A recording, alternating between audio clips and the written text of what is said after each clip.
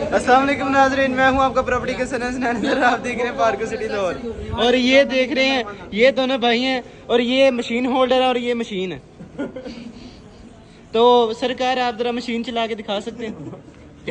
तू मेरी मशीन थक थक थक थक थक थक थक तू मेरी मशीन हाथ तक पता लग गया मशीन कितनी हैवी है। किसी ने कुछ नहीं कहना, बड़े बर्ताना पड़ेगा। मशीन में पहले तेल तो दिए घूमते से।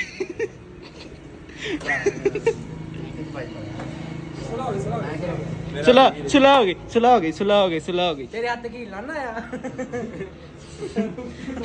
ते कच्चियां दो पा के रखना फिर डर जाना देख के पाड़ देना। यार ना यार इस गड्ढा गाना कटो चले हो। यार तू बैठ मेरे प्यार मत ला यार गाना कट हुन तो रिस्क याद आ गया।